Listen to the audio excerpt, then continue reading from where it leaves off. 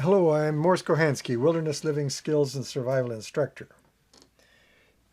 My topic of the moment is what it may take to be able to survive in the wilderness, as to present a general idea from my perspective, keeping in mind that I don't have the answer to everything, but in the situation of making a living teaching survival for about 40 years, you eventually gravitate to a kind of a predictable pattern.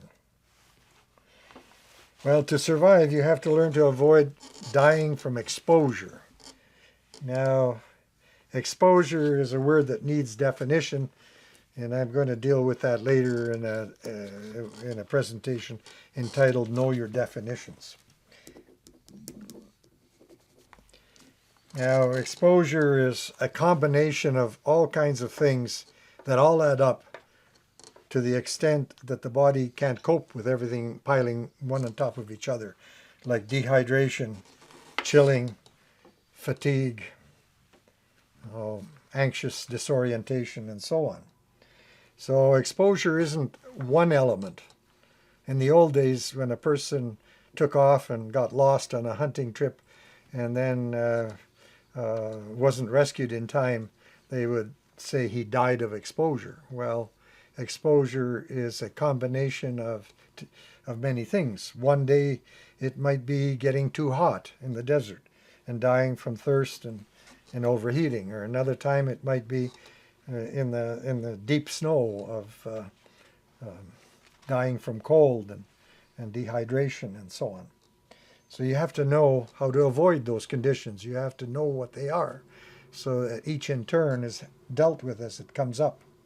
You have to achieve enough comfort by the use of clothing, fire, and shelter to accumulate 2 hours of rapid eye movement sleep. We could talk for hours on sleep alone, we might say, but basically, if you have clear, distinct objectives, like 2 hours of rapid eye movement sleep every 24, then you know what to do to reach the objective. You must mistrust your sense of thirst and realize how important it is to drink enough water to properly meet your body's needs, and thereby avoiding the rapid onset of fatigue, frostbite, and hypothermia. When the circulation becomes sluggish because of the fact that you're not drinking enough water that's lost, and you may not realize that when it's 40 below, you lose more moisture to the air than you might in the Sahara Desert. So you've got to be serious always about replacing this, because when your blood gets thick, then it can't transfer the warmth that's created in interior metabolism to your extremities, and the next thing, your arms and hands and feet and everything get cold because of the lack of proper circulation.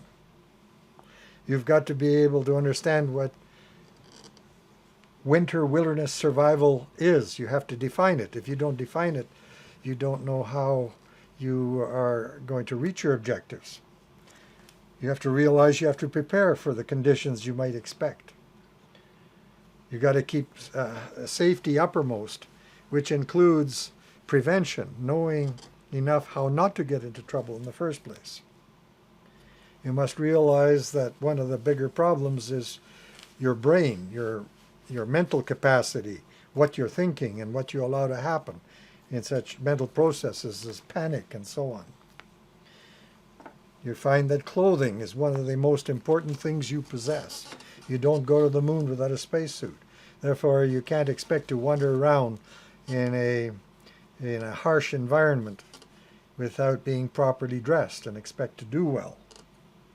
You must realize that eventually you will be so tired you will fall asleep. And if you don't do the things you need to do when you fall asleep, you don't wake up from that sleep, that last sleep.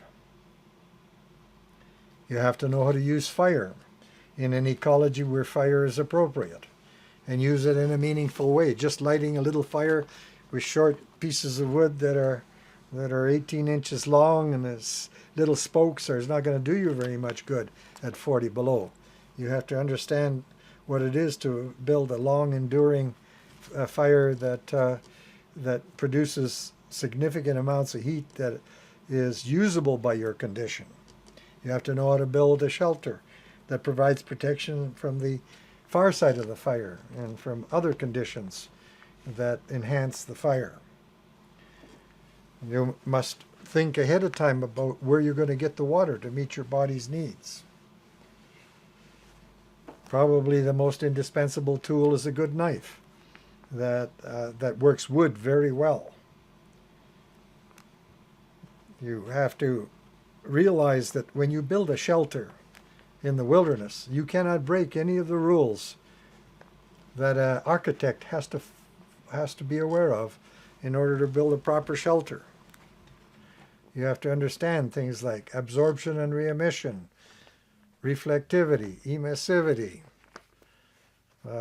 There are about 20 terms there that when you incorporate them into your knowledge, you find that the shelter seems to work for you. If you don't, the lack of your knowledge in applying these things will most likely work against you.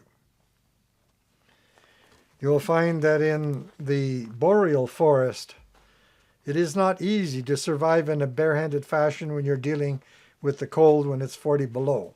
It is likely going to involve a saw and an axe. And if you don't bring one, then you will likely find that the challenge can be pretty serious. It takes a long time to become knowledgeable, to get by without those tools.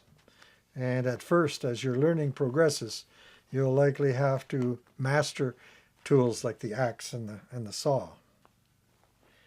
You realize that survival, a lot of the knowledge is taken up with medical matters. Too much or too little, too late or too soon, too cold, too hot, too hungry. The usual thing that you find is that a way to cope more effectively is knowing how to properly put together a survival kit that will allow you to be more comfortable with less effort and perhaps not as much training as barehanded survival demands. You realize that you may have no choice, but you may have nothing to eat, so you should master the knowledge of fasting, because you may have to fast whether you like it or not. You may not realize it until your training reaches a certain point, but cordage, knots, and rope work are what a bottleneck that can be very serious, because almost everything you do in the bush isn't glued or nailed together, it's lashed together. So you must master these to a certain level of competency. If you choose to travel, you will find that the art of travel requires learning. You just don't spontaneously become good at travel unless you have a lot of time to spare. The need to know the plants in your environment may be quite important, both for your comfort, both mental and physical comfort.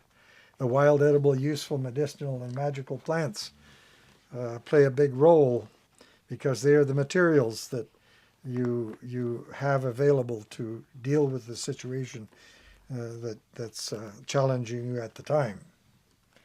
You have to understand where you stand to living off the land, how long-term training may be required to become skilled at living off the land. It has often been observed that people who tried to live off the land and couldn't seem to survive longer than the ones that seem to have done some living off the land. It's knowledge that's not easily acquired. Knowing how to live off the land as a gatherer-hunter is a very enviable skill when you see it in others. At any rate, it takes a while to learn to keep your powder and sleeping bag dry, your axe and knife sharp, and to always be one axe handle ahead.